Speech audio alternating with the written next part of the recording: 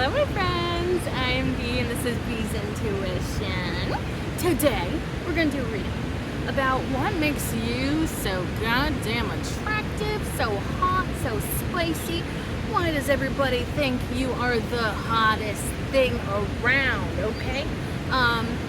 Yeah, this is going to be about what makes you so darn hot, so attractive to other people. We're gonna see. Let's dive right in. Let's go. Okay, so let's dive right into it. Please and thank you, Spirit. What makes the collective so darn attractive? What makes them so hot? What makes them an absolute babe, okay? What makes them an absolute babe? What makes them so gosh darn attractive, innit? What makes them so attractive? What makes them so attractive? Please and thank you. Maybe one more? Maybe one more card, please and thank you, Spirit.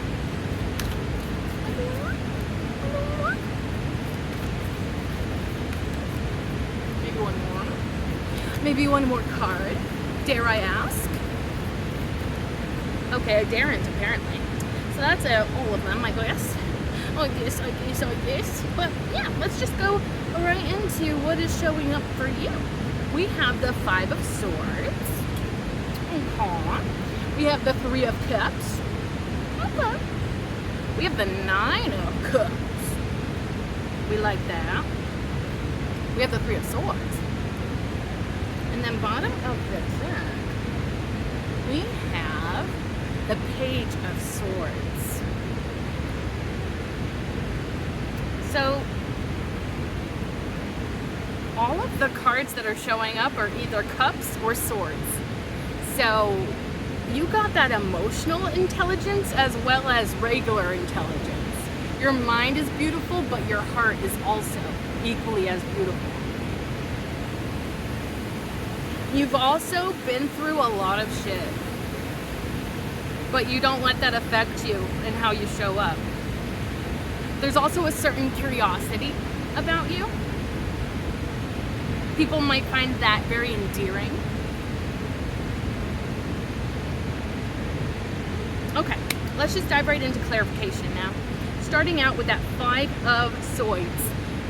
Please and thank you, Spirit. Can you clarify this Five of Swords? What makes the collective so darn hot with that Five of Swords? Please and thank you. Please and thank you.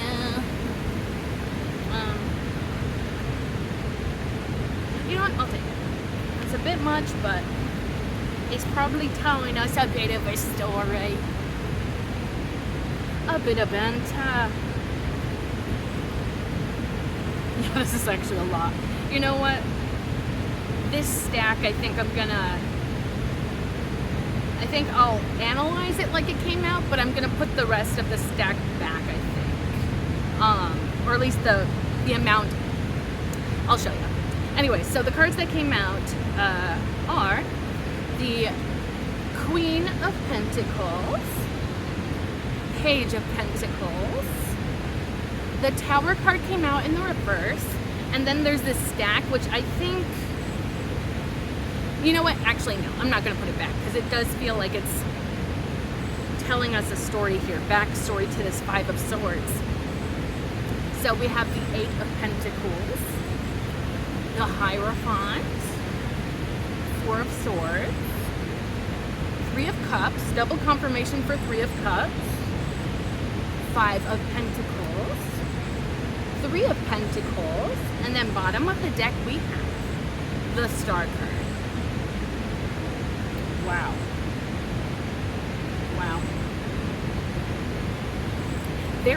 Okay, so first off, right off the bat, what makes you attractive right off the bat is that you are a very intense person. This could have something to do with the intensity of your appearance, because a lot of this is like based off of first impressions with this reading. That's the energy that's coming through, is like something is very intense about you. So whether that is the way in which you show up, there's a little red spider, or maybe it's not a spider. It could just be a little bug that's red. That could be significant. Anyways, but yeah, it's like there's a certain intensity to you, but also some sort of complexity to you. It's almost as if what you see is not necessarily what you get, but I feel like that's a good thing, because people could maybe judge you based off of your appearance at first, and they get like one specific idea of you at first, but it's almost like once you open your mouth, once they learn more about what's underneath the surface, it's almost like a mind blown moment, like, oh my gosh, this is not who I thought you were, or that sounds negative, but it's not negative. It's like, wow, you're like really interesting, and you have like complexity, and you know, maybe you have different parts of yourself that almost seem like they should be clashing, but for some reason you sort of make it all work together. You create harmony within yourself of like these almost opposing characteristics in the minds of other people. There's also something super special about you with that star card at the bottom of the deck. Also, body, yaddy, yaddy, yaddy kind of energy. I'm just saying, you are very attractive, like physically. And I feel like this is almost in a way where you don't fully realize just how attractive you are to other people, because this figure in this card is very much kind of just going about her business, not really noticing if anybody's around or if anybody's noticing her. She's just kind of doing her own thing. And I feel like that's you. People could also see you while you're doing something. Like if you're focused on something, they find that very attractive. You can even get people that like almost, I'm getting this energy of like, because you may come across as very disinterested, certain people really like that about you. Because it's like your attention's not on them. I feel like you think about like big picture stuff, and you're not so concerned with like little everyday little things. I don't know how to explain that. It's almost like your mind is elsewhere to a degree, but people like that, and maybe it makes people curious about you and like what's on your mind. What do you have going on in your life? You also may have responsibilities that you pull off really well. Like you're a very responsible person, potentially. Oh, geez Louise. Oh, geez Louise. Oh, geez Louise.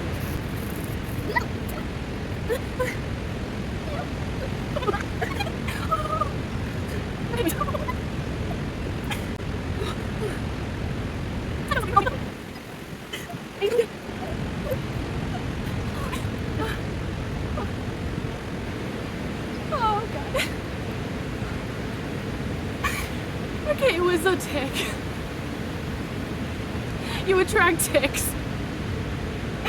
And by that I mean parasites, and I mean that in person form, not tick. Maybe you do attract real life ticks, but oh my God, that was so scary. It was crawling on my leg. And I saw it crawling on my leg, and I was like, oh my God, I don't know. And then I grabbed some dry piece of leaf and I gripped it and I threw it, so hopefully it doesn't come back. And I hope I maybe squished it or something. Oh God. Oh. It just literally was crawling up my leg, and I thought it was an ant, so I didn't even look at it. And then when I finally looked at it, it was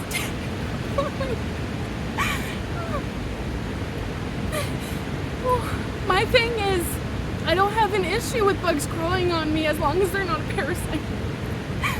Oh my God. Because parasites are the ones that can hurt you, right?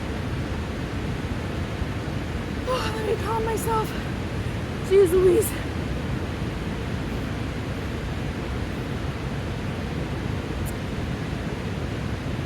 You're very triggering to people, maybe. But it's almost like you're not even doing anything, you're just living your life. And people almost take offense to you. That's a weird message. But I honestly feel like some of that probably comes from envy to a degree. Because you look like a certain way. I do feel like people may perceive you in a very specific way. and people have strong feelings about it. Either they're maybe very afraid of you, like I was very afraid of that. I don't even want to say its name, as if the name is that. But anyways, it's almost like Voldemort. We do not speak his name. Anyways, some people may be afraid to talk about you. Some people don't want to talk about you because then your name alone may trigger other people. I definitely feel like you definitely have that sort of presence where people, maybe you find most people either love or hate you. And it's almost like maybe you could have like a very specific appearance to yourself where it's almost like, and now I'm like freaking out every time something brushes up on me. Oh, I just hope that was the only one.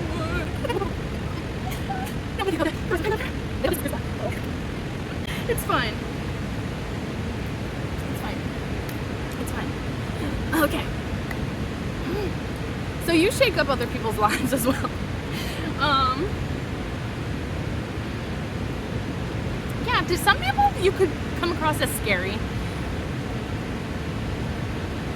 But I feel like more than anything, people just have a very strong reaction to you. Oh, that was what I was going to say. It's like maybe there's something very unique about you and your energy or your appearance where it's almost like you could fall into like a niche where it's like people either find you to be their type or the opposite of their type. Do you know what I'm trying to say? Where it's like, say for instance, like today I'm wearing mostly all black, except for like the little rainbow details. And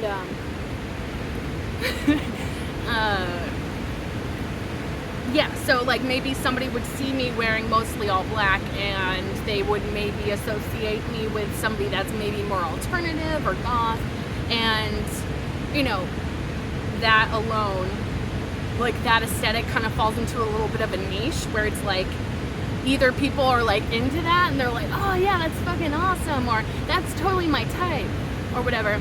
But then there's the other people on the opposite end of the spectrum where it's like, oh, I hate people that dress in all black. Oh, it's so depressing. Oh, I could never date somebody like that. Ugh. You know, it's like the opposite of their type, I guess.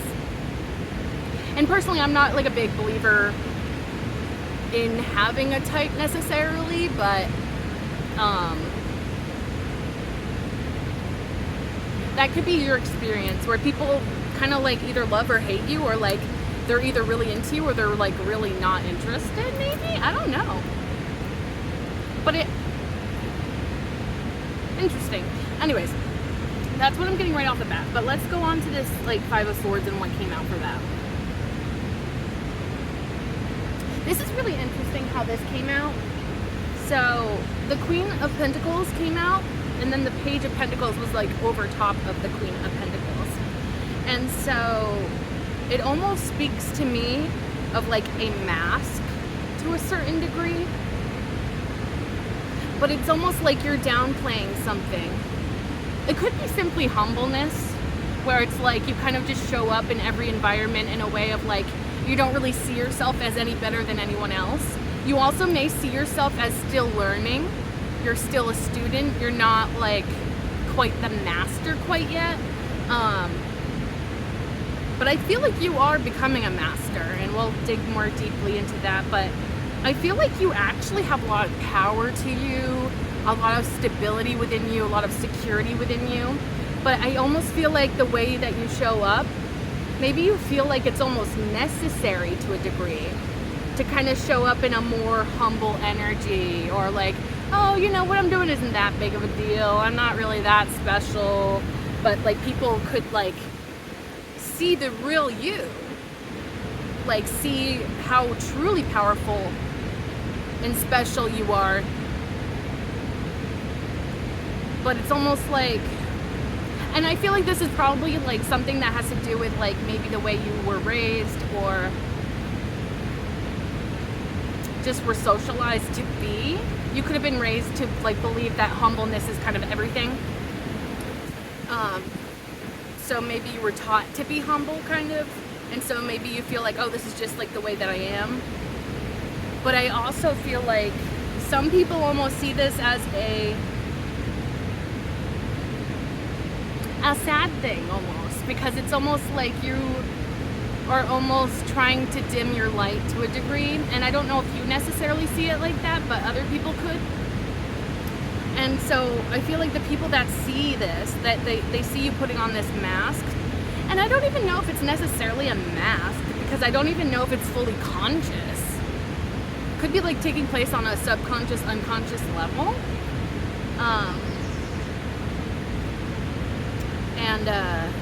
But the people that like see beyond it, and they see like who you truly are, I feel like those people are like, oh, I really wish that this person would like show up in their full energy and not be so afraid. I'm getting of stepping on toes. So you could be afraid of like showing up in your full authenticity, because maybe that was attacked in the past or people took issue with it. You could be very misunderstood, or maybe you felt that way in the past, so you like try to almost downplay yourself to a degree to avoid being misunderstood or having the things you say being pulled out of context. Like, I feel like you kind of play it safe for the most part, and then maybe once you're comfortable with somebody, you kind of show them like the true power that you hold. Because I almost feel like it's almost like you could have even had people, and maybe you still experience this, is like people getting really jealous of you, and maybe you don't quite understand why. Because the Queen of Pentacles is an absolutely loving individual, lovely. Like, people like being around her because she's grounded, down to earth, really easy to talk to, somebody that's very reasonable, really rational, and also somebody that's very kind, giving, like, but, you know, certain people may look at that and be like, oh, well, they think they're all that, or whatever. They could project a lot onto you, and I feel like maybe that's also kind of part of this. And since this is clarifying the Five of Swords, which is usually like a pretty antagonistic energy, a bullying type of energy typically, where it's like people that desire to win at all costs. You could be a competitive person, but I don't necessarily feel like that's you. I feel like that's more so people around you and people who have maybe tried to be competitive with you, and you don't even like know why. Or like, you're kind of like not interested in competing with people. I feel like there's a lot of wisdom to you, where you kind of like, you don't see the world like other people do. It's almost like you look much more deeper into things, and you know, certain things that may stress other people out or like matters a lot to other people may not matter to you because you value different things. I almost feel like it's on even a spiritual level where you're just like, yeah, you'd much rather just focus on the things that matter to you specifically, or for the world at large. You're like a community-based person, which I think you are. But that Five of Swords, you had a rough past. I'm getting either maybe you experienced bullying, and I'm getting like people that were close to you specifically, so maybe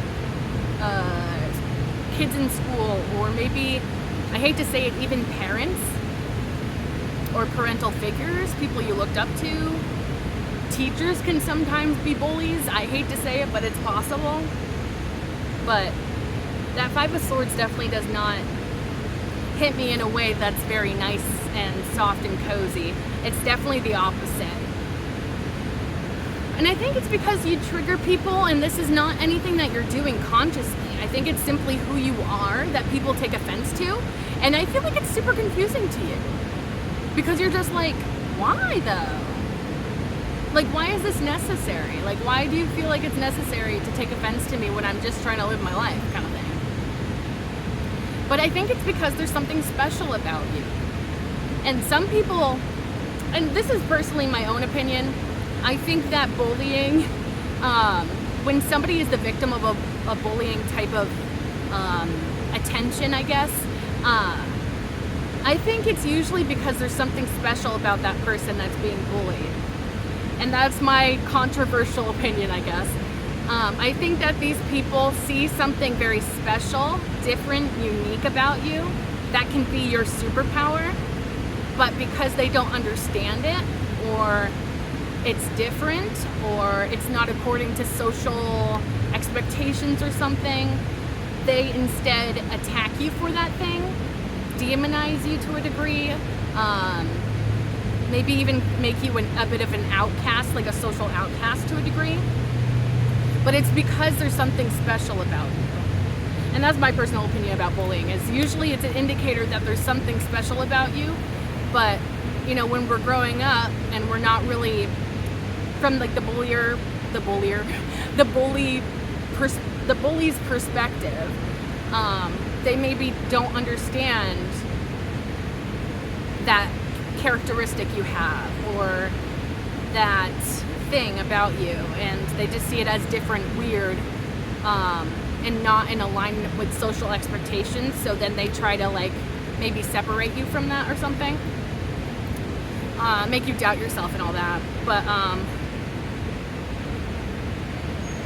yeah, you could have been bullied for something, and people kind of take offense to you without you even meaning to do that to anyone. But again, like, that's not your problem. That's completely other people's hang-up. That's not your responsibility to take that on, what other people are projecting onto you. The Tower card in the reverse is very interesting. To me, this is talking about your internal world, because the reversals can sometimes be what's happening within us. I think you come from a place of, okay, I got the word calamity, but like I was gonna say chaos. You come from and I mean maybe mental health wise, emotional health, like your internal world. And I feel like it's probably most likely mental health. You're used to having a very chaotic inner reality, but it's almost like you don't let this show on the surface. But there's some sort of energy that you exude that tells others that you've been through something and that you survived something, whether that be bullying or something that was traumatic. Well, bullying is traumatic, obviously, but like, I mean, in a different kind of way, traumatic. But it's like you are very much used to your inner self feeling overwhelmed, like there's chaos within you. It feels like a thunderstorm that's just constantly raging underneath the surface. So there is that intensity behind your eyes, I feel like. And that's what people pick up on. Because maybe you do on the surface come across as like this very down-to-earth, kind, calm, cool, collected kind of person. But there's something behind your eyes that tells a story. And I feel like people find that incredibly intriguing, and they wish to know more about that. Or, on the other hand, people may project onto you. So it's like, yeah, the two sides of the spectrum here. It's like people either really want to get to know you more, or they want to isolate you in some way, other you, push you away from everyone else or something, separate you from everyone else. But yeah, you don't let this chaos that takes place within you don't let it show on the surface, or you try really hard to not let it show on the surface. But there's something behind your eyes. There's a certain intensity, maybe in the way you speak even. Maybe you're a very passionate speaker. So people get like hints and clues that there's something more there. And they like that. They find that interesting, intriguing. People want to know about your internal world more, I feel like. Okay. Okay. And then the other cards that came out. So these two cards feel significant in the way of like the Eight of Pentacles leading to the Hierophant. So the Eight of Pentacles is somebody that works very hard at something until they become a master at that thing. The Hierophant is somebody that's seen as the master of a certain area of knowledge, to which other people seek out the Hierophant for the knowledge, for the wisdom, for the advice that they can give. So you're becoming like very wise, very knowledgeable. And it's like you're stepping into this role of being able to set an example for other people. People may go to you for advice. You're probably incredibly wise, maybe you're tapped into the spiritual, and that could also be an area of expertise that you have. But honestly, it's almost coming back to me as like, how do you control that thunderstorm that rages within you? Maybe people almost like, they want to know how you do it. How do you overcome that? How do you not let that be your entire reality? So maybe there's something about your story that people find very interesting. They also find you an incredibly hard worker. This could definitely give Taurus vibes or just earth sign vibes in general. We do have a lot of pentacles going on here. So you do give off this sense of significant stability in yourself, in your work, in your life, in your knowledge of self, knowledge of other things.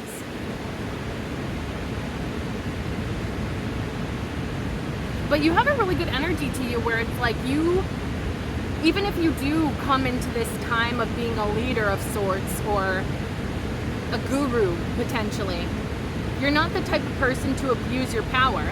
Like if you're given a position of power, you're going to use it for the best of everyone, not just yourself. And I feel like that means a lot to the people that you help, and the things that you say makes a big impact like that. And then we have the Four of Swords. So there's like this mastery of your mental health. I feel like you practice a lot of self-care. You may force yourself almost to rest.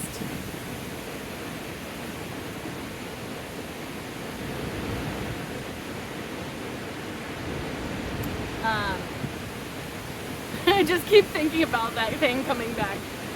Okay, anyways. You may force yourself to rest because I feel like you're probably the type of person to be so hardworking that you almost don't want to give yourself time to rest. But maybe you realize that because of like maybe the internal chaos that you experience, you're like, I need to rest. Like if I don't rest, you know, maybe a certain amount of time per night or per week, you know, like you could be very knowledgeable of like, if I don't take the time to rest, I'm going to burn out, and then I'm gonna show my ugly side and nobody wants to see that side kind of thing. You're probably very intuitive and you listen to spirit as well. So you probably listen to spirit when spirit's like, okay, I think you need to rest a little bit. And I feel like sometimes you're like, you kind of disagree with spirit to a degree. You may fight spirit on occasion, not literally, but like, you know, in the way of like, spirit's trying to tell you, hey, it's time for a break, it's time to like, you know, rest. And you're just like, no, I got this, I can. But I think you learn through those experiences. Eventually you hit that wall, you hit that place of burnout, and you're like, oh, I should have listened to spirit.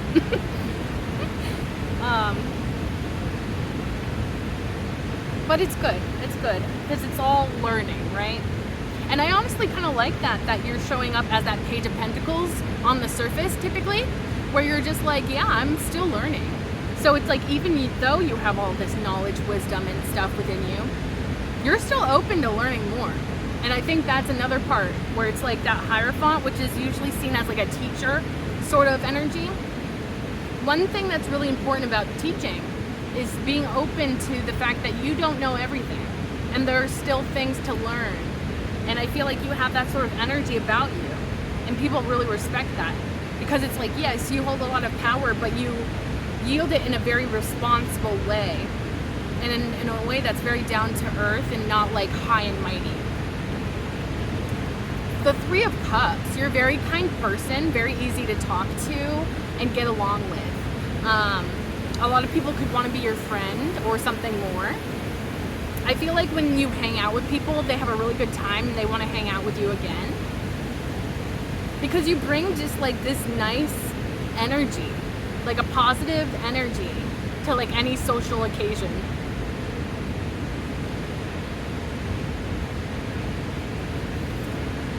But it's like you don't make these moments about you. It's not like you're like stepping into these social events like, I have arrived, your lives are complete again. Like, you're not like that. It's like very much you like to see yourself equal with other people. So again, it's not like you're putting yourself on a pedestal and looking down on everyone. No, you come with this like very human energy. And I know that sounds probably very silly, but it's the fact that maybe you don't take yourself super seriously all the time. Or you're not trying to preach to everyone like, I know what's best. You know, like you definitely have a healthy ego, I would say. Because we can never fully get rid of our egos, but it's good to kind of keep them in line for the most part, because our egos can sometimes hold us back unintentionally. But it's like you're very aware of your ego, and I feel like you're very much like mindful, and you always want to kind of show up with this humbleness. And I feel like people really like that a lot.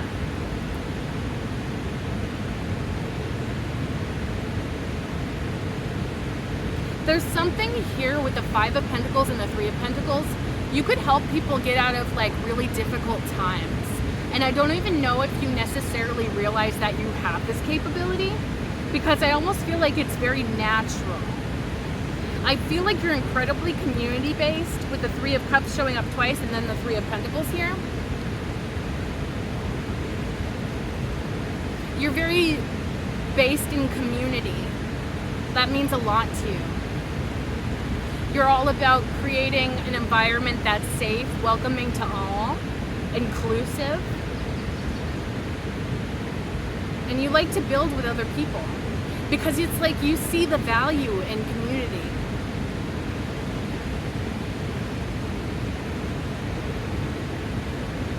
But people that go through really hard times, I think you know what that's like, because I think you've been the person in that position. So again, there's something about like your story here. You have so much to teach because of your personal experience. But there's like you help people not only in like a way of finding security within their life and maybe within themselves, but also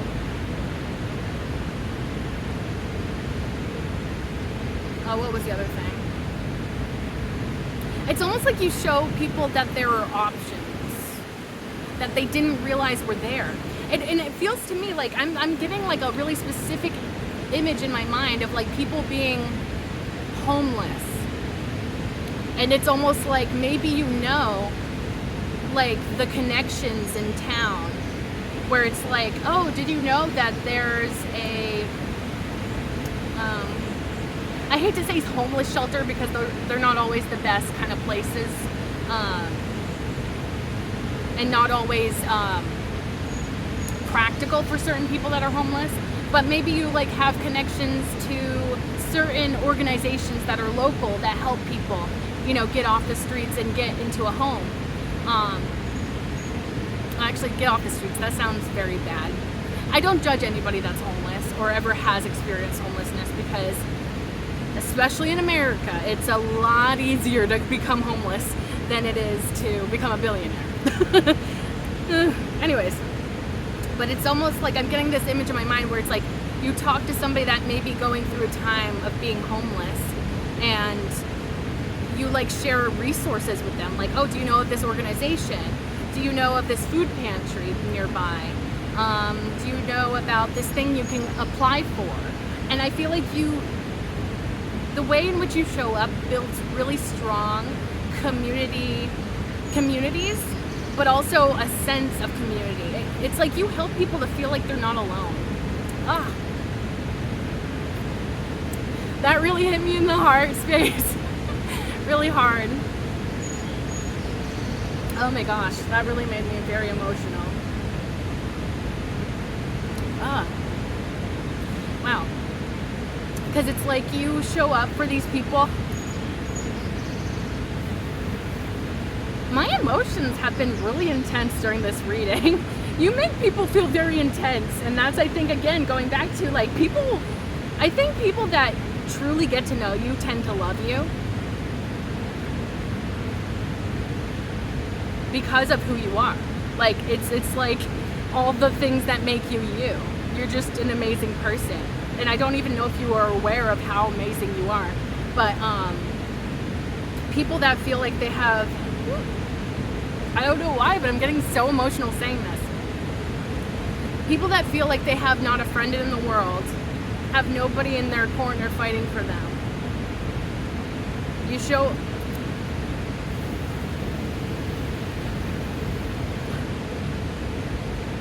show up for people and you show them what is possible and that it's possible to build up their life again.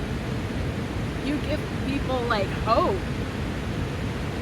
like a second chance at life kind of thing. Oh my gosh.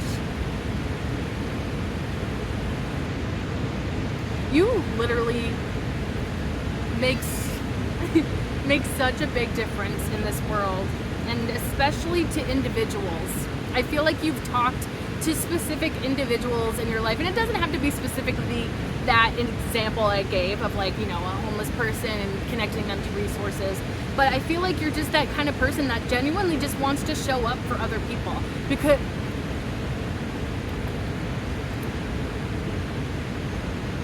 because you know what it's like to not have people. And oh my gosh,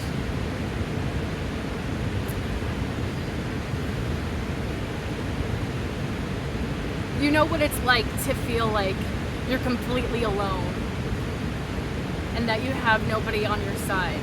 And so you very much try to show up in a way that shows these people that they're not alone.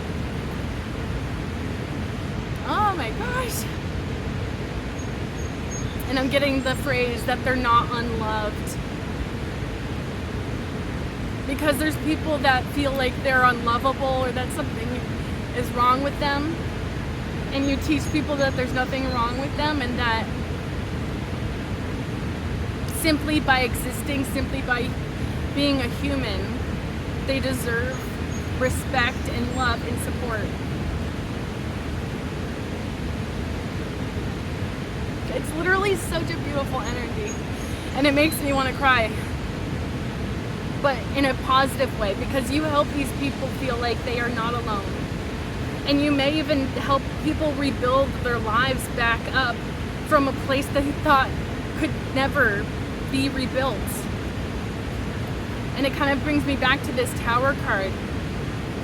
You know what it's like to have your world turned upside down. And so when you see people going through it, you very much empathize with them in a way that's like, it's so much deeper than I can even articulate. Like the impact that you have on people. I don't even know if you realize the true extent of the impact that you have on this world, on your communities, on other people that you come across. Like you're so helpful. You're like the person that people didn't realize they needed. And it's like you show up in people's lives, maybe when they need you most. Oh my gosh. I was not expecting all of that to come through, but it's very loud and clear here. You are an incredibly beautiful person, and I mean this inside and out, and this is what other people see. They see that you're not just another pretty face or, you know, this stunning person on the outside. I think you definitely are very beautiful, very attractive, and maybe also in a way that's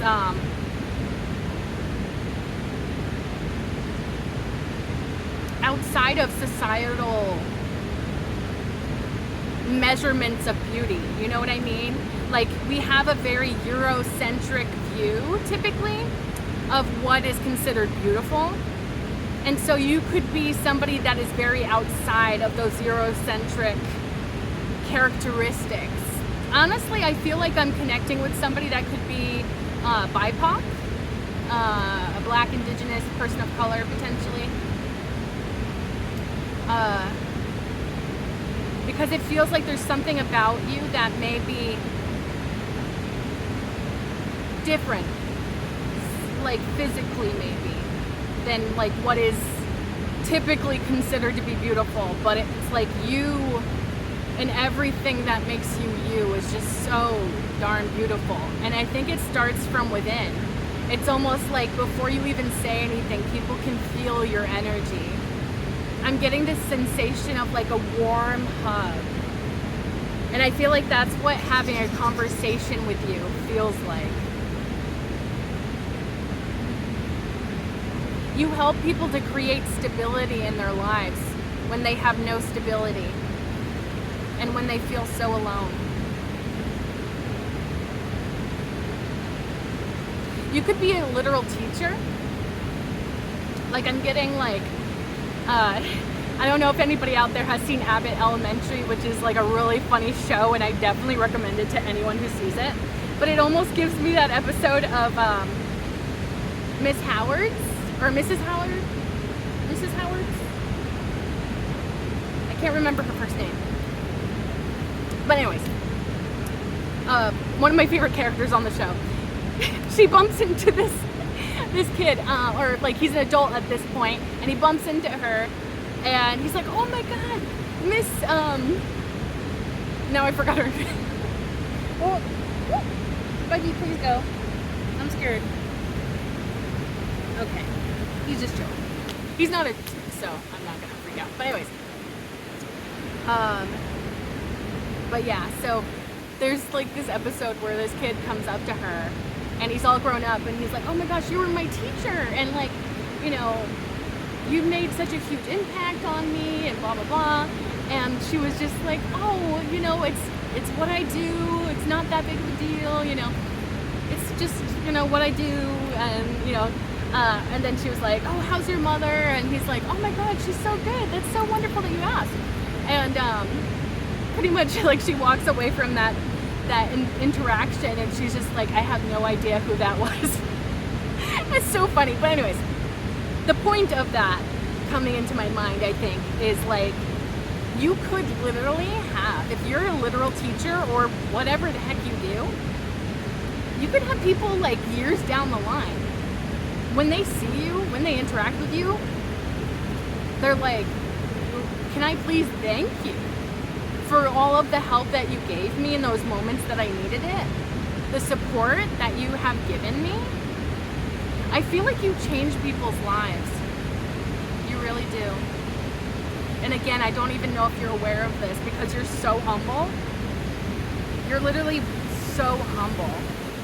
And now that we got all that information, the star card at the bottom of the deck definitely feels like people perceive you as an earth angel, somebody that's here for a purpose that is very spiritual, like you're here as a messenger from God to a degree.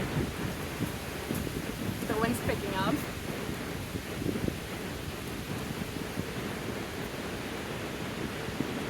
So please continue whatever you're doing, because whether you see it right now or not, you are making a huge difference in the world.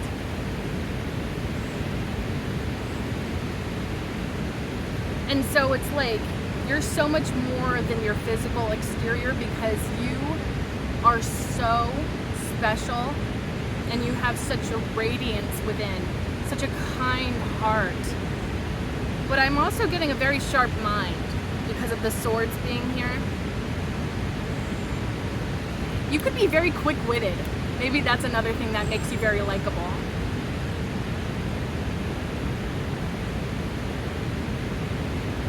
Or it's like a very important characteristic to have maybe in your area of expertise. But yeah, it definitely feels like you're here because you have a mission from Spirit to fulfill. And people see you as that. They see you as a messenger from God. And you're just here casually doing your thing, making a huge impact in the lives of others, but I don't even know if you're aware of it. Like, I feel like you have some sense, because maybe that's like what your purpose is out of life. It's like you just want to do something that matters. You just want to make an impact, a positive impact in the lives of others. So maybe you do kind of consciously know to an extent, but I feel like you don't know the full extent of how appreciated you are, how necessary you are, and the real life change and difference you make. Absolutely beautiful. Let's see what's underneath. I'm just curious. 9 of Pentacles. You have this air of independence about you, stability, of course, abundance. So you're creating a lot of abundance in the meantime as well. I feel like it's very much connected to your purpose, and how you're showing up in this reality is leading to your success. So I'm curious what's underneath that 9 of Pentacles. 8 of Cups. You prioritize yourself. You're healthy. You may have had to learn that the hard way, though, to prioritize yourself. Because I see you walking away from things that no longer serve you. But that is not always an easy thing to do, especially when we have attachments to others, situations, etc.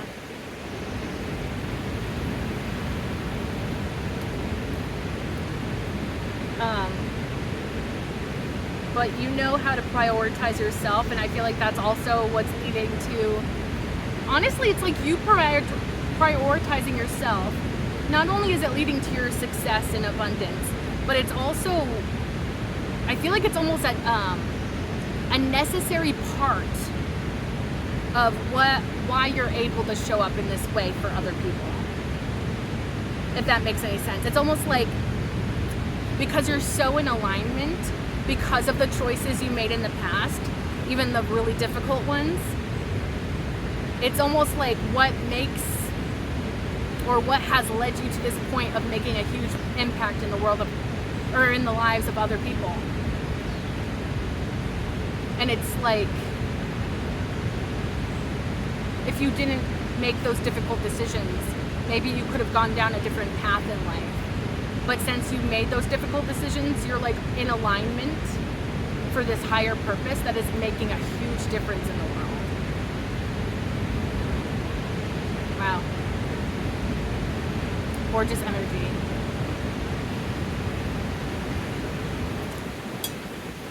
Okay, let's go on to the 3 of Cups now and clarify that. Please and thank you, Spirit. What makes the collective so darn attractive? With that 3 of... Okay. 3 of Cups, please and thank you, Spirit. Okay, things have tumbly-wumblied out. Interesting. Clarifying that 3 of Cups, we have the King of Cups,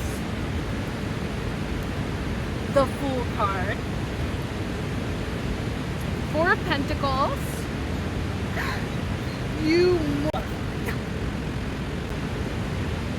Okay, I'm starting to think that maybe this isn't the best spot for me to be. That's the second tick that I caught crawling on me. Okay, I think I might move. Should I move? I feel like if I don't move and I get a tick on me that's like I don't notice, I have nobody but myself to blame.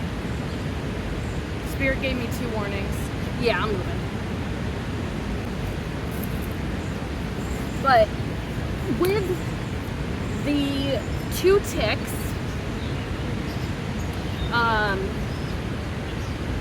now everything I see crawling, I'm like, oh, is that a tick?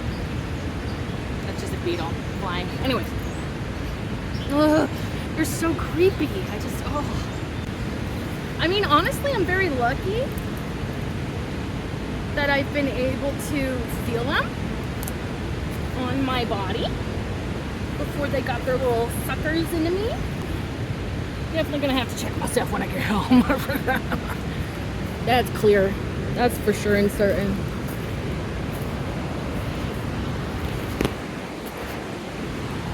Okay. You stay right there, my friend. I also have no idea what's poison ivy and what's not. I have a feeling a good amount of these are. So, that'll be good.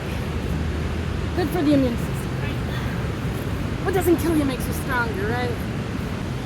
But yeah, I got very lucky that both those times I felt the little critter on me before he was able to actually attach himself to me. I feel like that is significant though. 2 ticks. Because I don't think the second one was the same as the first one. Because I think, if anything, it had a leg missing because I squished it with the leaf that I had. And then the other one was crawling on my tarot card. And so I flung it. Or it was climbing on me, and then I got it onto my tarot card, and then I flung it.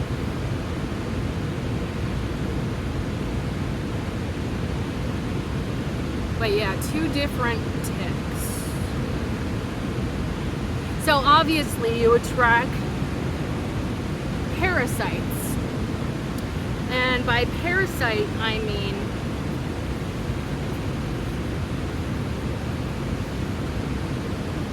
like energy vampires, people that are not adding to you and your life in any way, but they really want to soak up all your energy.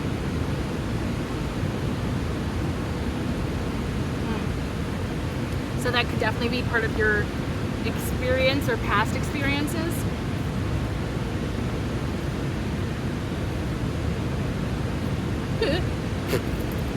What are you? I'm just so scared of all bugs now. I know that ticks can't fly, but I don't know.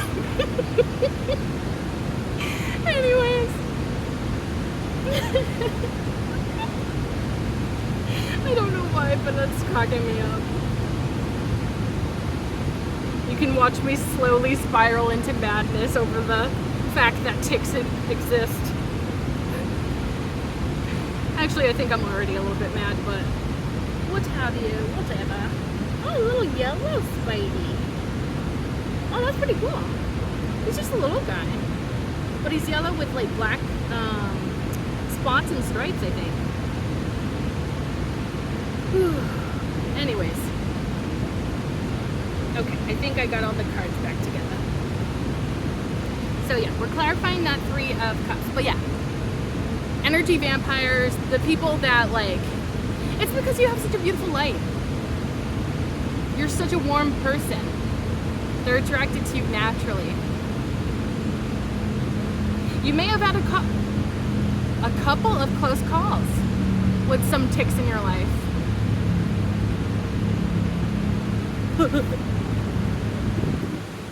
No, is that another? Oh, no, it's an ant. Okay, sorry, ant. I'm sorry. Did I squish you? I really didn't mean to. I'm sorry. Anyways, I want to try and finish this reading up so that I can get as far away from these ticks as possible. Because now I don't think I can fully relax knowing that there were 2. Honestly, I'm getting really lucky because I've heard of like horror stories, especially in this area, of people being covered and their dogs being covered with ticks. So I'm just thankful that I found 2, and they scootalooed before they were able to really sink their teeth into me. But that feels like important in this context of this reading. You had a couple of close calls with some parasites, but you were able to leave. We did see that 8 of Cups earlier, which I was saying you choose yourself. So you probably left those parasites behind in the past, and maybe it was a couple of close calls where you thought you weren't going to be able to like free yourself from these types of people, situations. They could have like tried to sort of attach themselves to you in a way that's like psychological. Anyways, back to Ceridon. Oh, there's a cute little doggy. Oh, fluffy dog. But yes, So we have the King of Cups and the Fool. This is clarifying that Three of Cups. So I am saying, I'm feeling that although this is a reading about what makes you so attractive, so hot,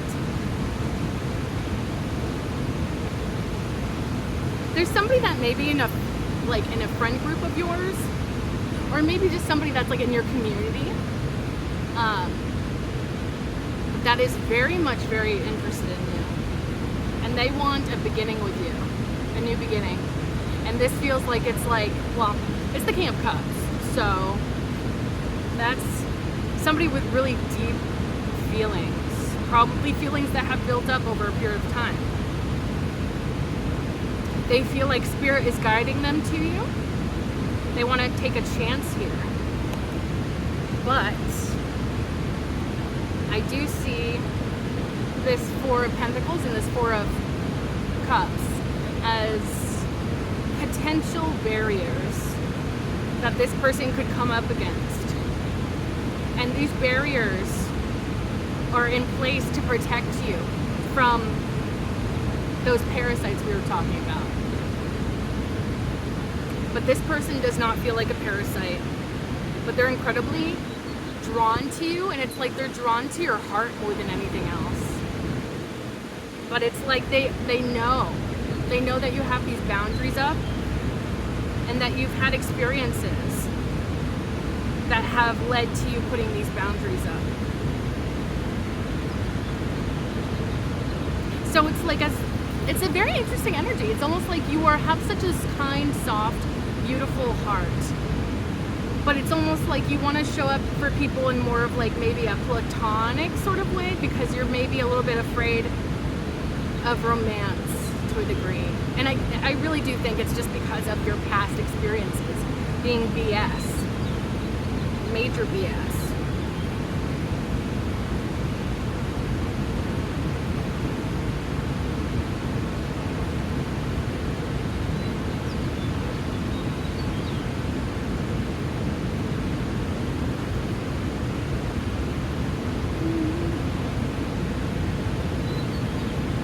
But that Four of Pentacles, it kind of gives me a defensive energy, not to the degree of being hostile, but rather just deflective almost. It's almost like maybe you even get slightly concerned when you see, or concern might be too strong of a word, but you kind of don't want. And the thing is, I don't think that you don't want a partner. I think that you may very much want a partner, but it's a little bit of fear, especially when it comes to your stability. You're like, I've built up stability for myself, within my life. I can't have anybody coming in and potentially sabotaging that. But I really do think that this is somebody that doesn't want to. They have no intention of sabotaging what you got going on in your life. I think, if anything, they'd like to fuel it, because they like what you have going on.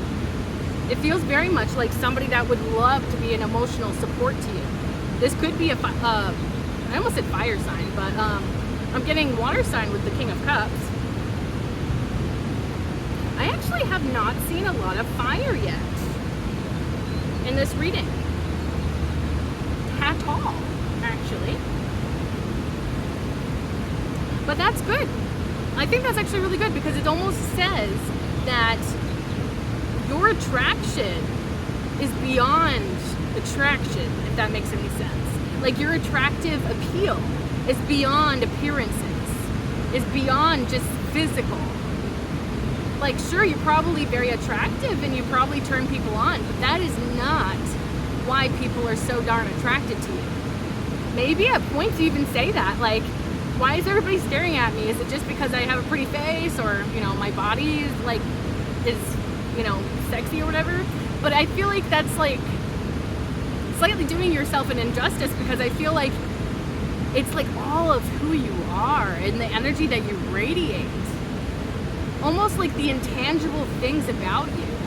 are really what make you attractive. And I feel like that is so impactful and deep in this reading. It's like, it's not simply just the exterior with you. It's like you're special and people can sense that there's something special about you.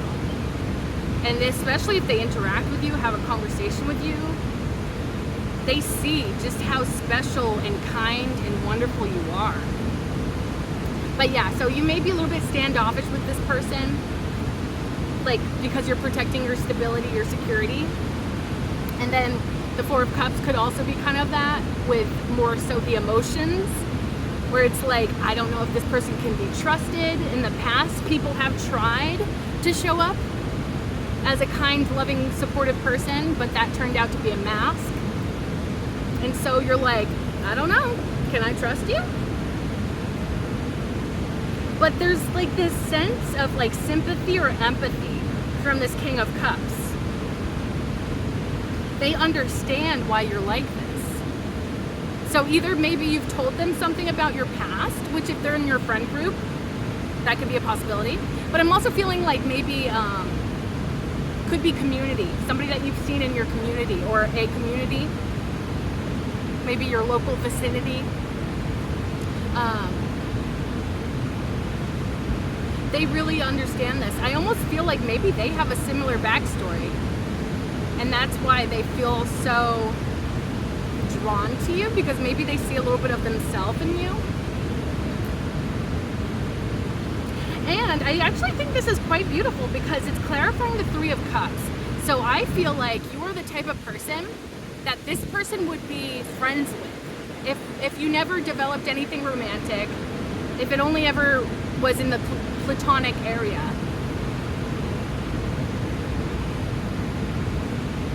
It really does feel like they would be friends with you even if you didn't want anything to do with them romantically, because of who you are as a person. And I feel like that speaks volumes about the person that you are. And that's really reassuring if this is somebody that potentially you pursue in a romantic way, or they pursue you in a romantic way.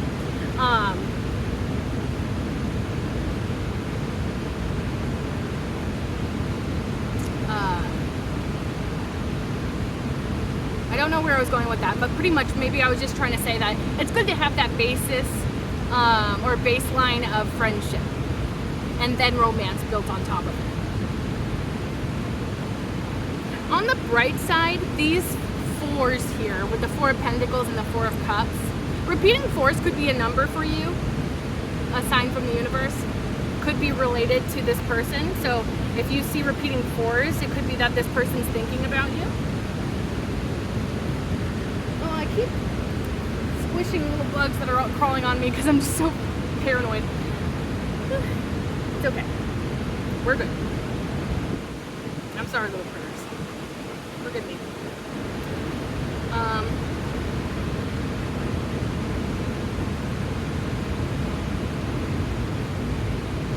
The good thing about the Four of Pentacles and the Four of Cups is I feel like these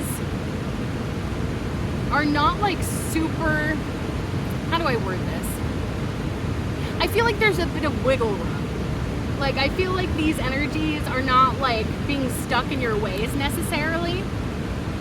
I feel like they can vary, especially if this person shows up authentically and real and shows you that they really mean no harm. I feel like you could be convinced out of these energies. Do you know what I'm saying? It's like, yeah, you have those boundaries, but it's like for the right kinds of people, you're willing to lower those boundaries. Because you're definitely not irrational. With the cups and the swords that have been coming out for you, and the pentacles as well, that shows a sense of being able to think logically and not just completely being within the emotions. Because maybe you have had moments where you've realized that when you're completely in the emotions and only acting out of a place of emotion, you're not always thinking clearly, you're not always like making the best decisions for yourself, etc. So I feel like you're gonna take maybe some time. I feel like it will take a little bit of time for this person to be able to open you up a little bit more. But I feel like they are here for it. With that Fool card, they're showing up and they're like, whatever you need from me, baby, I'm here for it. You know, this is somebody that feels like they would like to stick beside you. The Fool card has this little white dog on it. Dogs represent loyalty, devotion, best friend, you know, like somebody that's like your sidekick by your side 24/7. Well, I don't want to say 24/7 because that can be kind of toxic or unhealthy, but they just want to support you. They just want to be like your cheerleader on the sidelines. And also the white of the dog typically represents purity. So that could be pure intention. Like they simply just want to be your hype man. Regardless of gender. But yeah. Like although you are coming across pretty closed off to this person, I feel like you're going to be able to sense very easily that this is a true individual who is showing up very authentically. They could come towards you with their heart on their sleeve, very open with communication about how they feel for you. And I feel like over time, those boundaries get lowered. It's like the more this person shows you who they are and how they show up in this life, you're like, okay, I think I can start to lower those a little bit. And I feel like they're here for it. I almost feel like they kind of like that about you. And maybe it's the fact that you have that ability to kind of make those difficult decisions, or, you know, gauge who or what you want in your life and who or what you don't. Anyways, focus on the reading date. Yes, so this person kind of likes that you have those boundaries because you know how to have standards for yourself. You have a sense of responsibility to yourself as well as a self-valuing, self-worthiness. You know your value. You know what you're worthy of. But also it's like, I don't know, maybe they like the challenge of it. That maybe, and I don't mean that in the way of like that's all they're interested in, because they definitely feel like they're authentic and like truly actually have emotion and feeling for you. But I think they kind of like the slight bit of challenge that you kind of come with.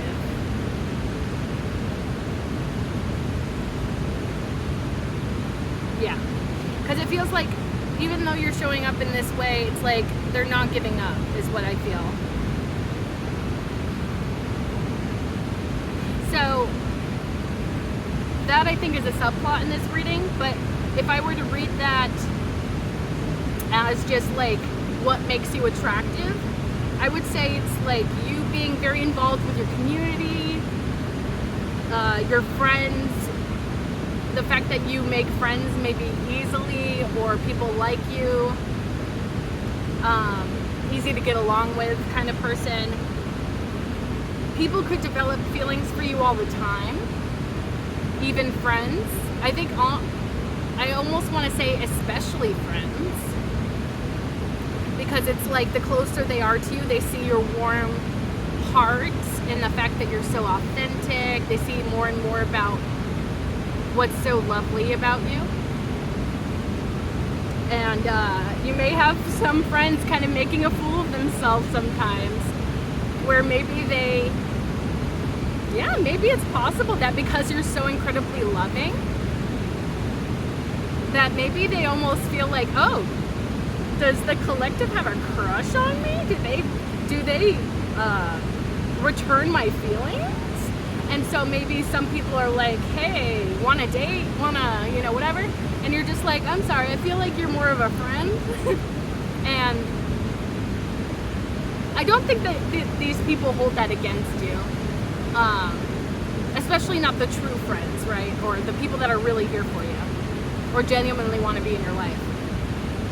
But there could be like maybe those moments where it's a bit awkward, where it's like sometimes people may get the wrong impression of you, or maybe some people kind of feel like you could be their soulmate. And it's maybe just because you're showing up with such authentic love and kindness and support. And people just are not used to that. And that's really unfortunate that people are so unfamiliar with love, kindness, support, that anybody that shows even slight bits of that to them, they're like, oh, this is romantic love. But it's not always that way, so maybe that's been something in your experience. But yeah, on the bottom of the deck, we have the Page of Swords, so that's like double confirmation on the bottom of the deck. So there's something about your curiosity.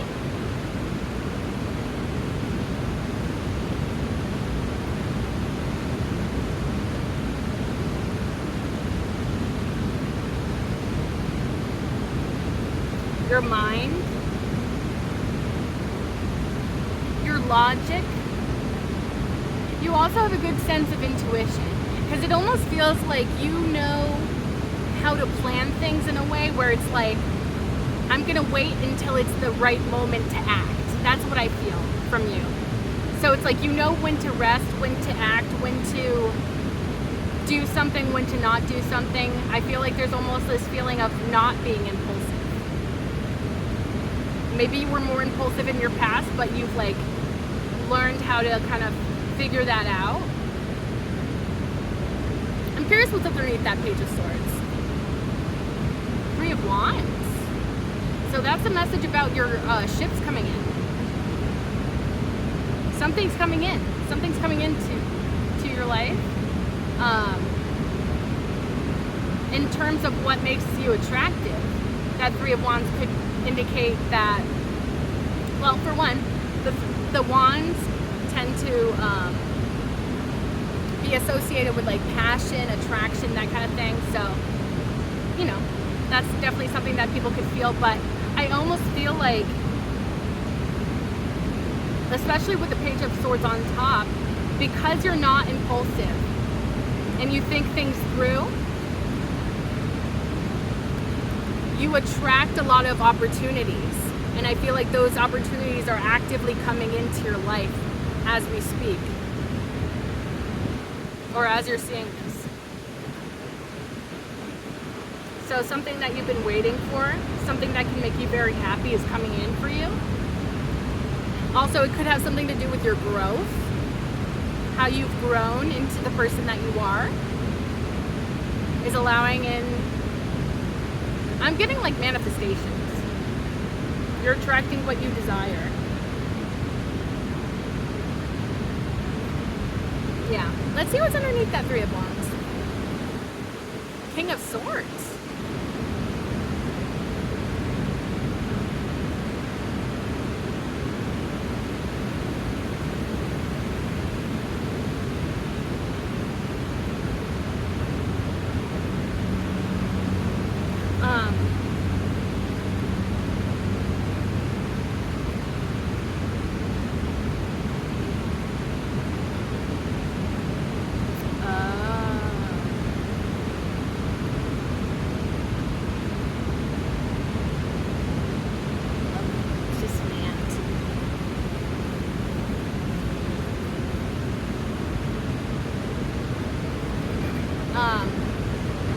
Interesting. So, as I was contemplating what this could mean, the 3 of Wands like randomly just flipped out of the deck. I think I accidentally bumped into it or something. And then as I picked it up, it turned into the reverse. So, I feel like you're not only attracting that King of Cups right now, you're also attracting a King of Swords. But I think you're going to be hesitant about this King of Swords. And that makes me think that you have some sort of past with this King of Swords. Could be an air sign. Doesn't have to be.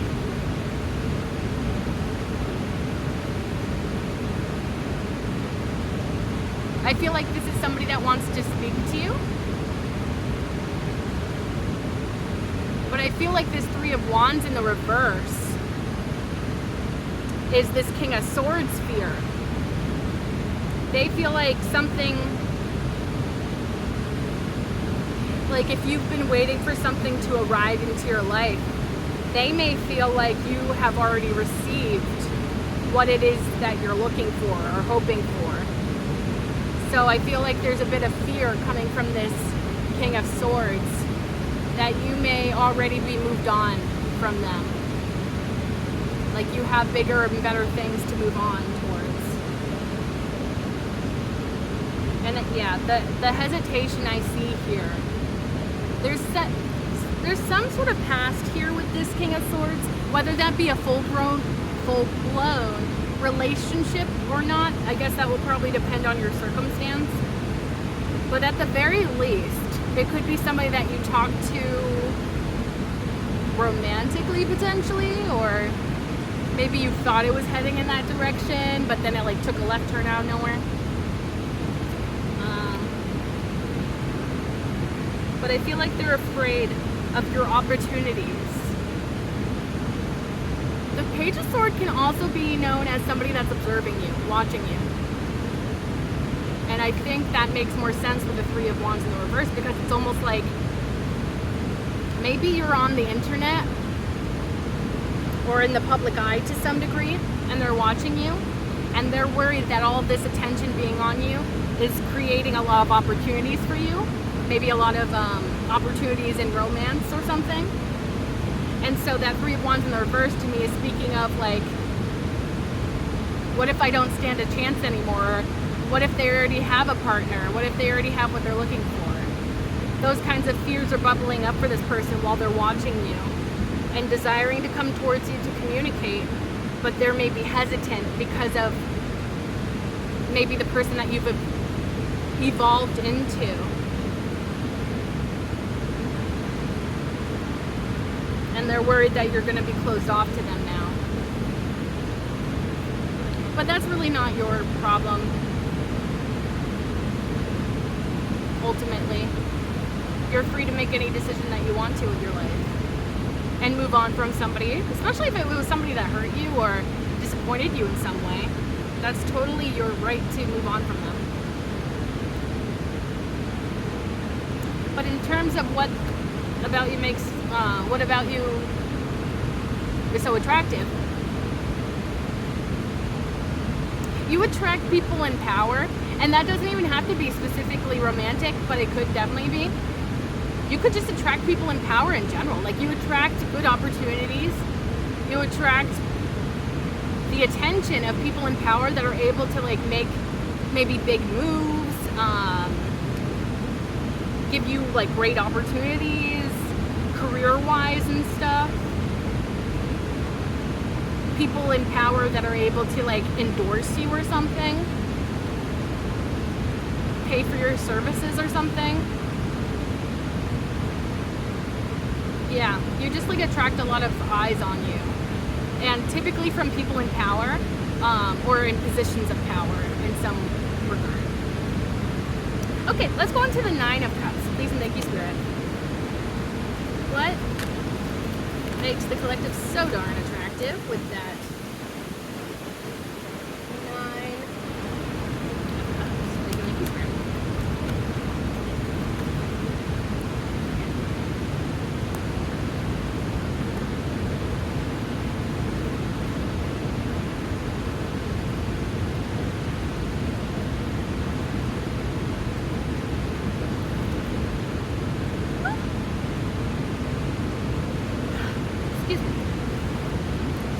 Clarifying that Nine of Cups, we have Knight of Swords coming out like that, Ten of Cups coming out like that, Two of Pentacles upright, and then bottom of the deck we have the Page of Swords again. So this goes along with the idea of what I was saying before about like you're not impulsive. I feel like that's a very important note here. It's also, because this is clarifying the Nine of Cups, which is usually a wish fulfillment, I think that it's because you're cautious about being impulsive, and you hold back that part of you. The part of you that just wants to rush in, that doesn't want to think things through, that just wants to do. You temper that. And you're like, yeah, that may feel good in the moment, but I'd much rather do what is best for me in the grand plan of things, not just what I want right here, right now.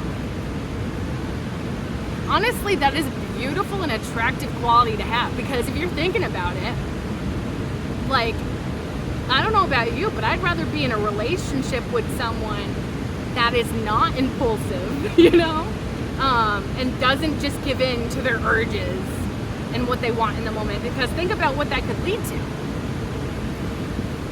Not even just in terms of like cheating and betrayal in that way, but if somebody's impulsive in general, they could make really bad financial decisions, or whatever it is. It's like, I'd much rather have somebody that tempers their impulsivity. And I think that's exactly what you give off. And it feels like it's because you've reached this state, and I think it comes from your self-knowledge, where it's like you're very aware of yourself and all of the parts inside of you. And it's like, you know what can trigger that impulsivity, and you temper that. And it's because you're so aware. It's very empowering, and it's very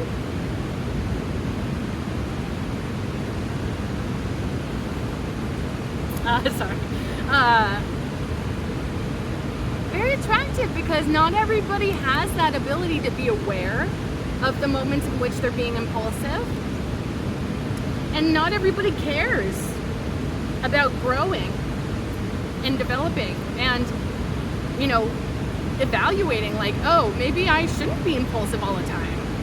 Some people just are like, yeah, I'm impulsive, that's just who I am, let's dive off a cliff with no parachute, right? And it's just like, okay, you can do that, I guess. Anyways, yeah, you're not impulsive. You like to think things through before you act. And I feel like that's also attracting your wish fulfillment, your manifestations, the things you want. Because you're thinking big picture.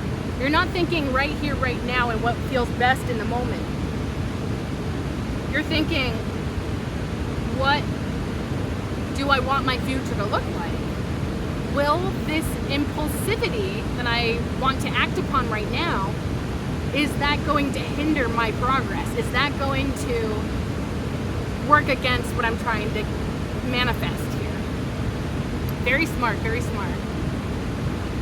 Even if it's difficult, I want to say. So yeah, you probably are really good with temptation. I feel like specifically temptation is coming through with this. Because yeah, like if you're thinking about it, like say you want a loving, supportive, loyal partnership, and you have like certain expectations and whatnot, but then there's like this really hot guy that just shows up out of nowhere. And I'm just saying guy just because that's all that's coming to mind.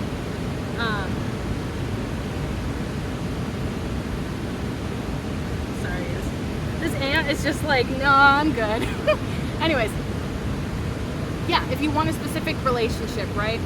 But then there's like this hot guy that walks by, and you're just like, wow, they're very attractive, and they have certain things that I find very attractive in a person. But the way they show up is kind of just like very casual, and you can tell that it's not going to lead to the relationship you want. And if you, in that moment, become impulsive, like, because it's like, you know that you have that wisdom of like,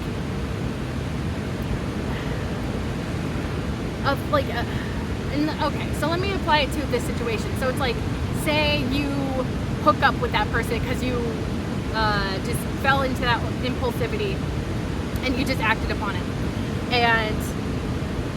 But something that maybe you didn't foresee was like, it becomes a situationship, and then eventually you're so attached to that person that when your real soulmate comes along, you're like, well, I kind of already have this attachment going on over with this guy over here, even though this other person is like my ideal or whatever, but I kind of have become so entangled and I want to say enmeshed with this other person that it's either impractical for me to leave them, or it's inconvenient, it's heartbreaking, etc., etc.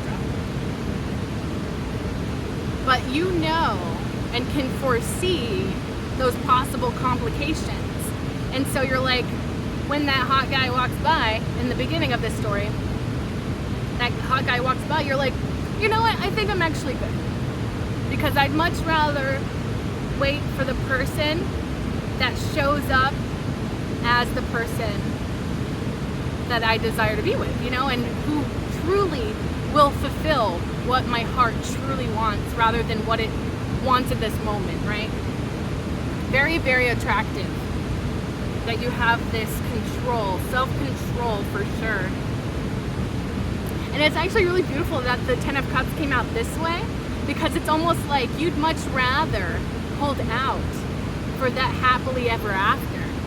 The Ten of Cups is like that happily ever after card, where you had everything you could dream of and more. So much happiness, so much emotional fulfillment. The rainbow after the storm, that's what you're holding out for. And I think that's exactly what you're going to manifest. Because your mind's in the right place, your heart's in the right place, your soul's in the right place. And you're so freaking smart. Like, you literally, anything you put your mind to, you can achieve. And people see that, and they think that's sexy. But yeah, you have standards for yourself, and you maintain those standards. And not everybody makes the cut. That's another thing. People like that you are not easy to get to in some regard. You don't make it easy for people, just anyone, hey, come in, who cares? Like, you're definitely not that kind of person.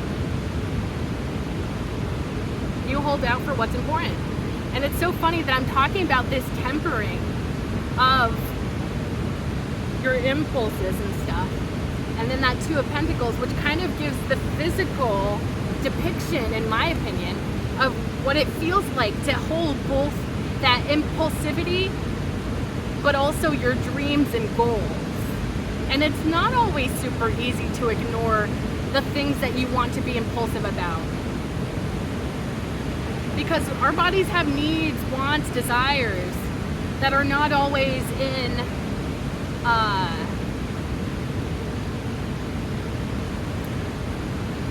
accordance with what we want, truly. But yeah, you're really good at tempering that. Even if at times you kind of are like, ooh, it's getting a little difficult to hold back this impulsivity, or, whatever's triggering this desire in this moment. But ultimately, you do what is right for you. And you have a good intuition of when to act on something impulsively and when not to. Because maybe there are moments where it's good to be impulsive, such as you get a really good career opportunity that's once in a lifetime, and maybe there's a time limit for, when you can, like maybe they have a time limit on like how long you have to respond to them to confirm that you want this position or whatever. And so maybe in that moment, you're like, okay, I can be impulsive because I know for a fact that this is what I want, and it is in accordance to what I want my future to look like, all that. So that is probably also very attractive about you.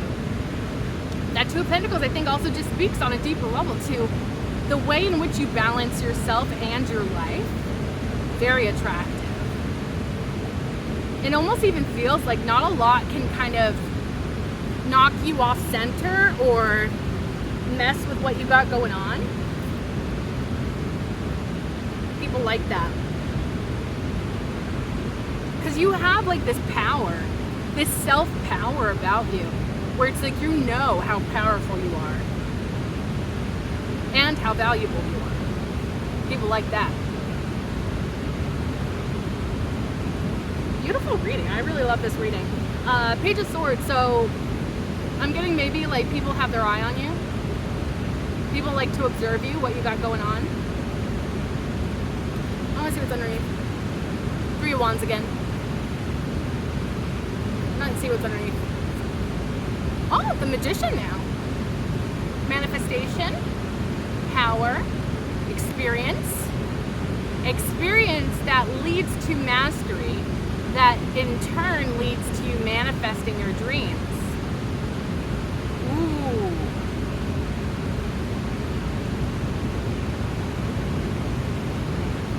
So, the people that see you and observe you and watch you, they see that you are coming into something, some great opportunity that is in alignment to what you're manifesting. People see you manifesting.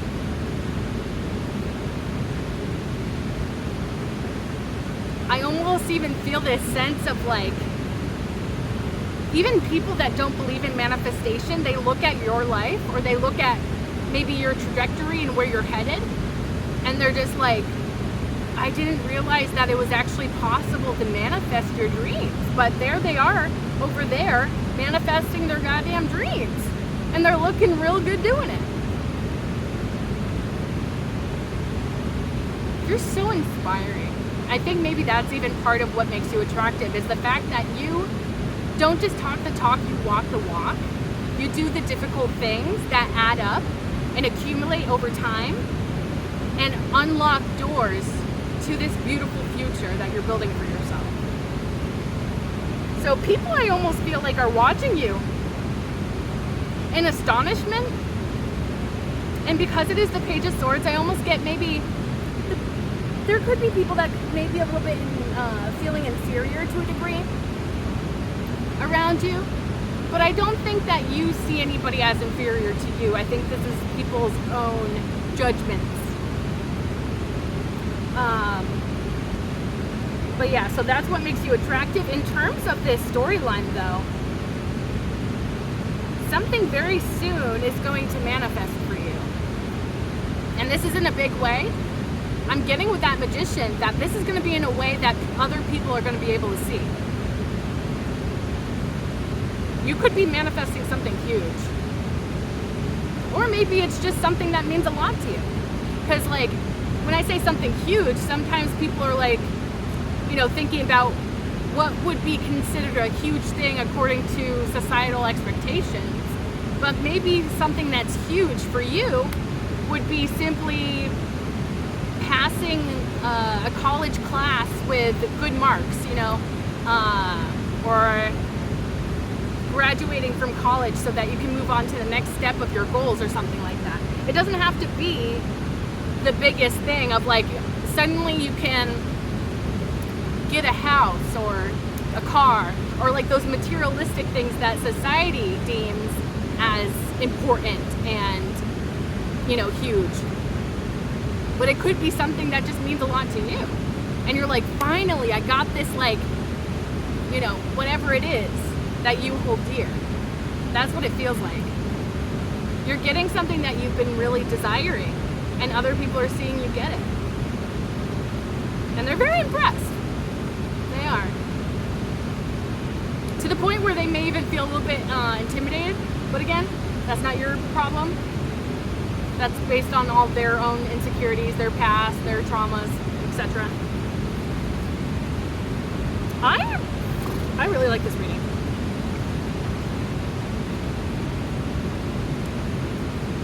All right, now let's go to the Three of Swords. Please and thank you, Spirit.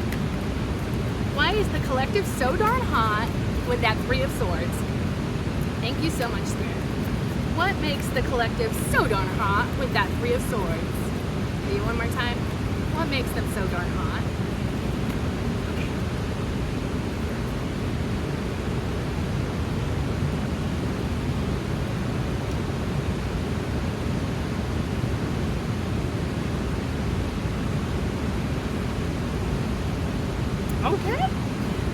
clarifying that Three of Swords, we have, this one actually is very interesting, but anyways, we have the Seven of Swords, Ten of Pentacles, Ten of Swords, 10-10 could be significant, something to do with your manifestations maybe. Ten of Swords, Four of Wands, bottom of the deck is Nine of Pentacles.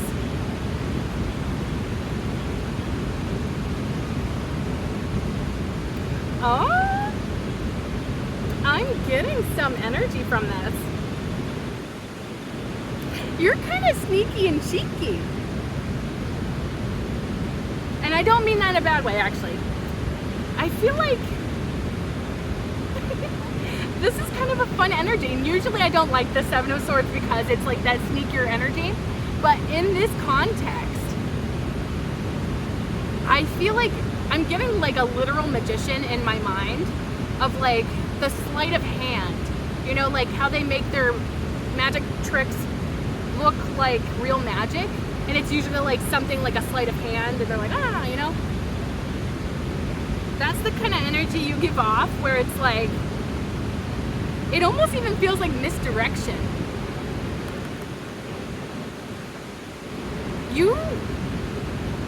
This is really fascinating because it's giving the energy of like, you don't let people know what your next move is. And you don't let people know what you're manifesting. It's almost like you keep it behind a wall or something. And you only let it out when it's finished or something, or that's when you let people know about it or something.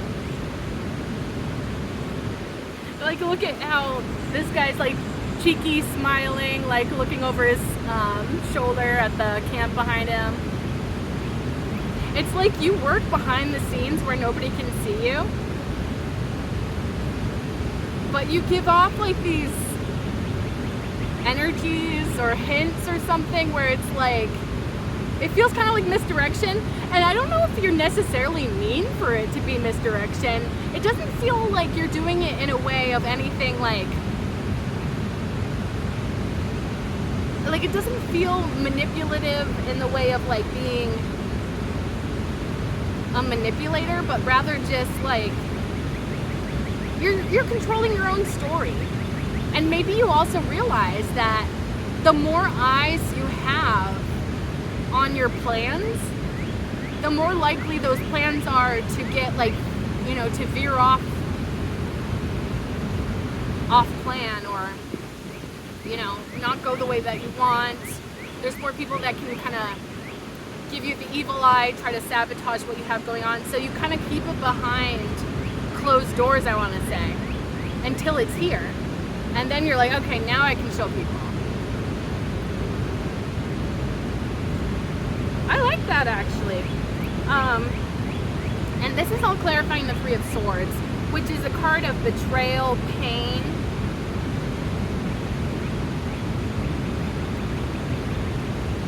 And especially with this card, there's 3 different swords that have 3 different designs, which to me gives me the context of like 3 different people put those swords into you. So I think you're somebody that has gone through a lot. And I feel like that 5 of Swords we saw earlier is kind of an indication of that as well. But it feels like it's multifaceted. I feel like multiple areas of your life have been difficult. Maybe you've even felt like that certain parts of your life or people or circumstances did not want you to win, and yet somehow you've beaten the odds. Like the odds were literally stacked against you, but you have persevered and triumphed at the end of the day. Oh my gosh, and now that I think about it, with this context, the 7 of Swords is almost like, with the 3 of Swords, to me it's almost like, how do I even say this? It's almost like you walk away from those like devastating moments, and yeah, maybe you're really down and out for a period of time, and you're just like, wow, that really hurt, that really messed up my life, that really, you know, Maybe you even felt at times they really got you off your path in some way or distracted you, sabotaged you. And so that's real and valid, but at the same time, there's almost like,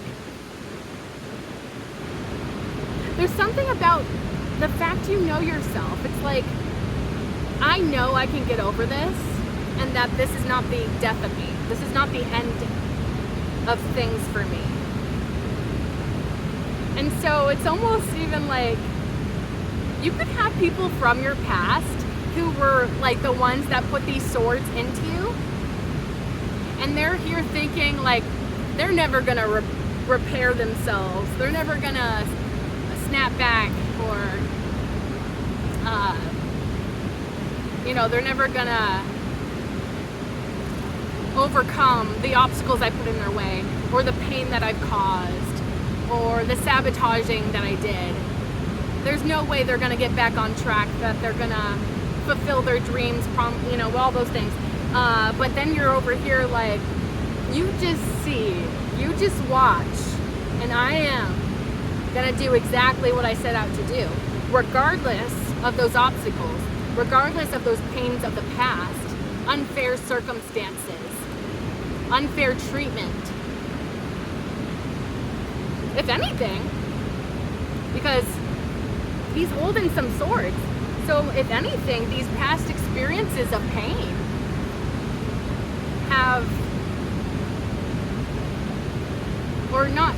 but you have taken those past experiences, those past pains, all that, and you've used them to help you go a longer path. And people didn't see that coming. A lot of people underestimated you. I'm just going to say it. A lot of people underestimated you, but they had no idea who the hell they were messing with. And people that know this or pick up on this in your story, they find that attractive. Because it's like, no matter what anyone throws at me, I know I have what it takes to keep pushing, to achieve.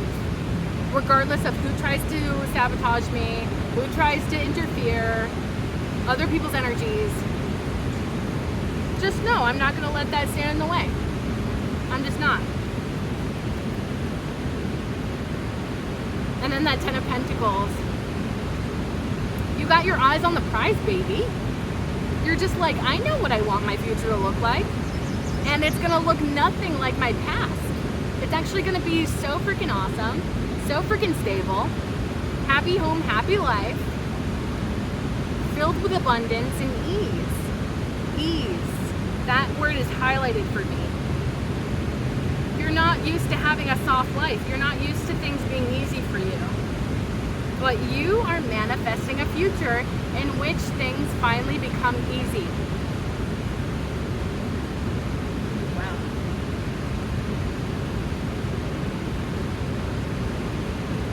Also, I can't ignore the fact that this Seven of Swords is typically a card of people being deceptive. Doing things, trying to get away with things that they know they shouldn't be, but they think they're slick.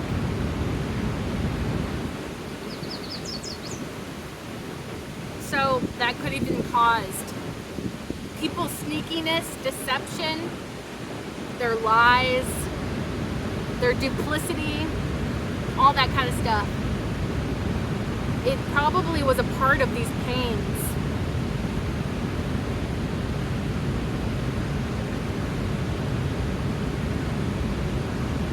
But they didn't hold you back. You overcame them. I also feel like this sense of, through your experience, you now know what to look out for in terms of red flags. When it comes to the red flags that lead to this kind of betrayal, this kind of deception, you're wise to the game now. People can't get things past you like they once did or thought they did.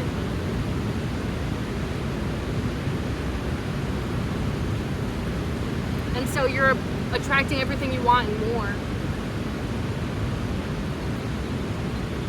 honestly feel like this sense of like, I'm getting literally an image of like being underground, working your ass off pretty much and manifesting what you want.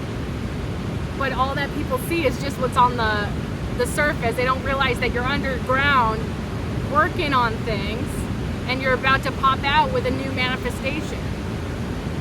And so they think that they got one over on you. They're like, oh, they're still down and out because of what I put them through. They're still really hurt and triggered because of what I put them through. They're still trying to pick up the pieces. Let alone, they don't know that you're underneath all of that doing the damn thing. And then when you pop out, they're like, what the hell? When did this happen? Also, something I want to point out. 7 of Swords, 3 of Swords, you add those up, you get the 10 of Swords. And the way that this came out like this,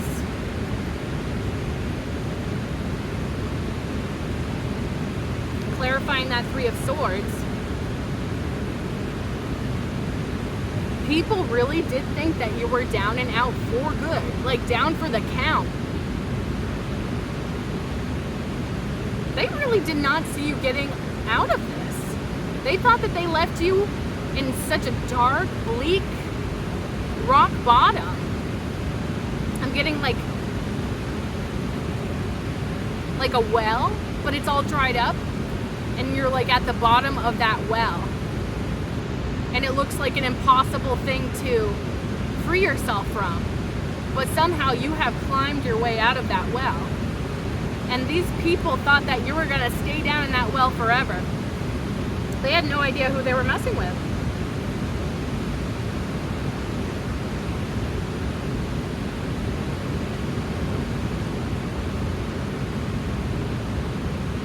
So it's almost like you have almost a supernatural or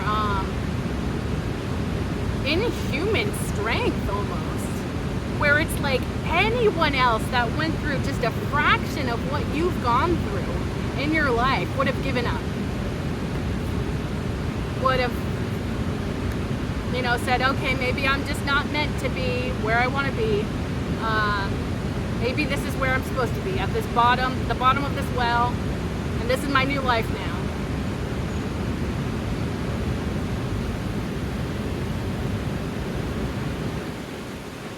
But you're not that kind of person.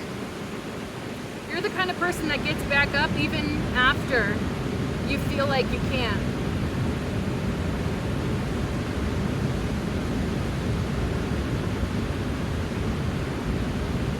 You are an optimist even in your bleakest times. You could feel like there's a little voice in the back of your mind, a little voice within, that even when you feel devastated, like you're never gonna recover, it's like that little voice comes in and tells you that you can keep going, that this will pass, you will overcome, you will achieve.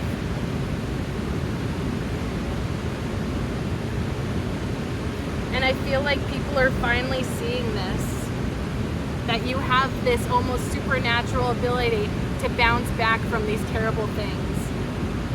And then it ends with the 4 of Wands.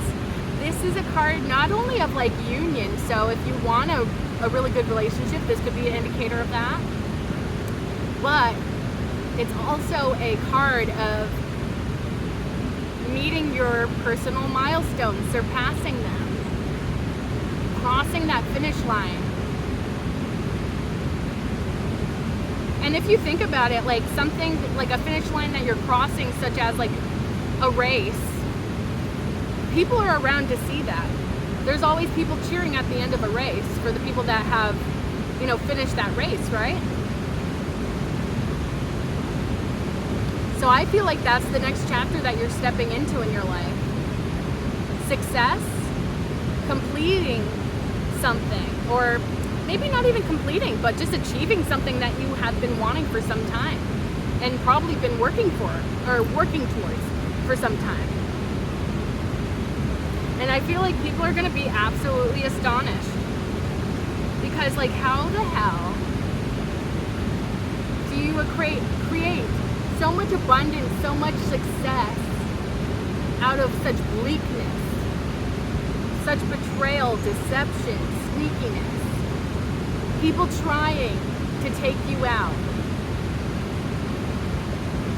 of the game, take you out of a positive mindset.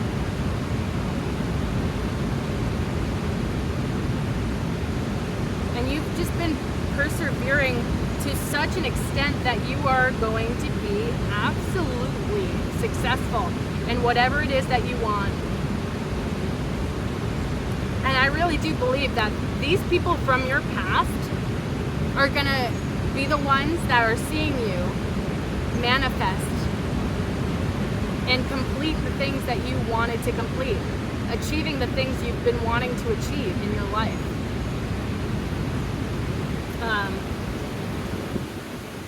With the bottom of the deck, 9 of Pentacles. People see you in such a successful energy. Like, this is just like the energy you exude. So it's almost like, regardless of whether or not you have abundance in your life right now, or stability, or whatever, people see you as somebody that already has that, or somebody that is going to achieve that.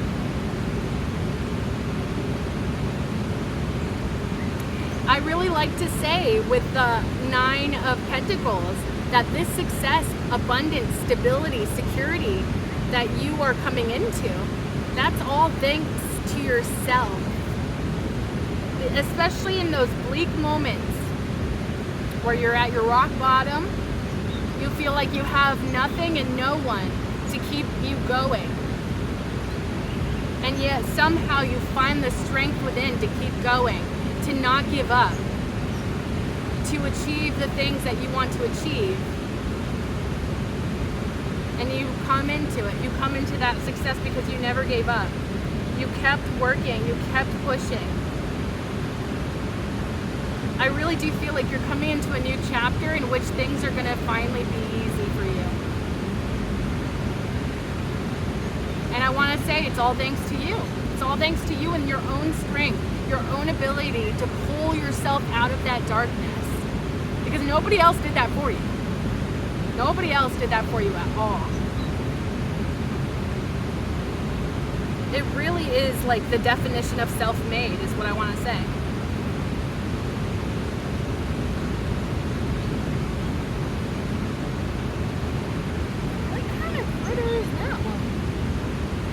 Please don't fall on me. I don't think you're a tick, but you're creepy. And now I'm scared of all of y'all. So stay away from me. Hey, bucko. Okay.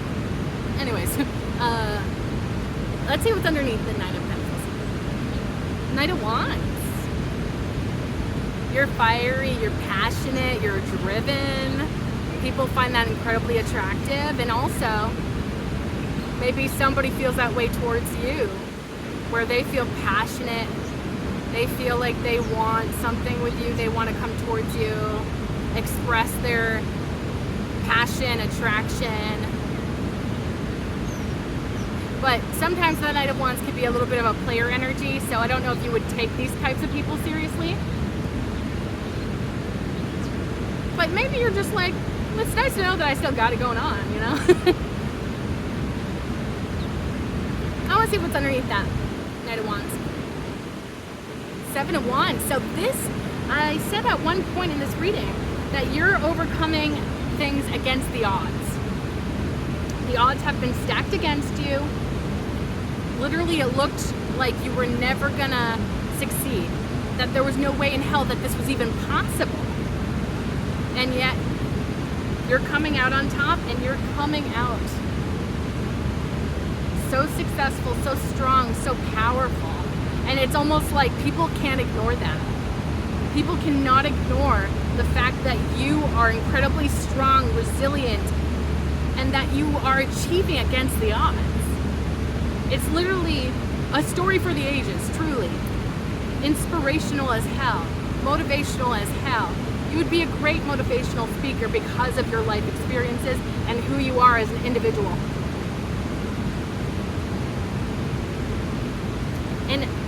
now that Knight of Wands is also hitting me with that context, it's like you persevered against the odds. You were driven. You somehow found the power, the passion, the energy to keep going. To go towards the things you want out of life. And you're achieving everything. You're achieving everything that you want.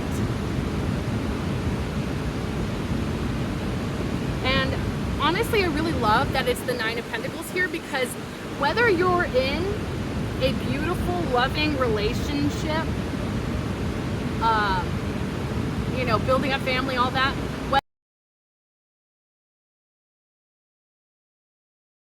all right, so it's editing B here.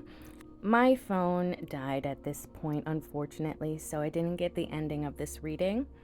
But more or less, in that last part, I was trying to say whether you are a single baddie or if you're going to have a beautiful relationship and have a lovely home, lovely life, either way, you're going to be manifesting exactly what you want, and it's going to bring you a lot of stability and a lot of happiness and contentment. The rest of the reading, honestly, was kind of just repeating the same themes over and over again, because you're so strong, because you are this incredible person. People are just naturally attracted to you. Also, you're coming into success that is going to be noticed by many, because you draw people naturally towards you without you even needing to try. It is really a beautiful energy here. I did want to draw some oracle messages if they were going to come out, so I think I will actually do that right now. All right, please and thank you, Spirit. Are there any oracle messages for the collective? Please and thank you. Any oracle messages for the collective? Please and thank you. If none come out, I'll just read what's on the bottom of the deck. This resilient, beautiful energy. Are there any messages? Oh, one came out. No freaking way. So the card that came out, oh my gosh, I really wish this was on camera. Maybe I'll be able to like take a picture and insert it. Hold on. So as you can see, we have the elk and ash. This represents strength. What has been one of the biggest themes throughout this entire reading? Your beautiful resilience and strength, baby. So please believe that you are so freaking incredible, and there is no one like you. Please keep doing what you're doing, because it's so freaking bomb.com, okay, baby? Also, at the bottom of the deck, we have the bee and pomegranate, and this represents productivity. So you are just unstoppable, okay? Believe it. Okay, so that is the ending of the reading. I absolutely love this reading and all its chaos. I hope that you enjoyed it too, because this was actually very interesting, very much unlike any reading I've done before. So I hope it connects with some people out there. If this resonated at all, feel free to like, comment, share, and subscribe. If you subscribe, you can become a part of the Hive Collective, because my name is Bee. Bees live in hives, and you can become an honorary bee like me, and we can be a little bee family together. If you like my readings and you'd like to see more, be sure to click that bell icon down below so that YouTube actually notifies you the next time that I upload. And I truly appreciate you for being here. And I hope to see you in the next one. Bye.